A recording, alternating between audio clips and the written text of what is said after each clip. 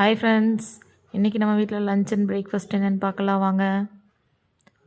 சுட சுட சப்பாத்தி, நல்ல யம்மியான காரசாரமான சோயா கீமாங்க. சப்பாத்தியோடு சாப்பிடும்போது அமிர்தம் மாதிரி இருக்குங்க. மதிய லஞ்சுக்கு என்னென்னு பார்த்தீங்கன்னா சுட சுட சாதம்.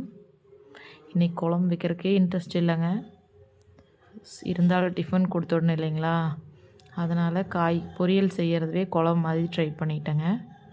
சிறுபருப்பை கொஞ்சம் அதிகமாக வேக வச்சு கொட்டி கூட்டுக்கறி பண்ணியிருக்கேங்க. இதிலேயே சாதத்தை பரட்டி சாப்பிட்டுக்கலாங்க.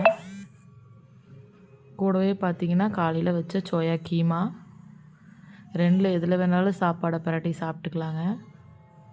இது ரெண்டுக்கும் கடிச்சிக்கிற மாதிரி கொஞ்சம் சேவ் மாதிரி வச்சுருக்கேங்க. இது சேவுன்னு சொல்லுவோம்.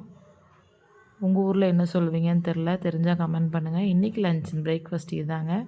நம்ம வீடியோவை பார்க்குறவங்க லைக் பண்ணி சப்ஸ்கிரைப் பண்ணிடுங்க. பாய்.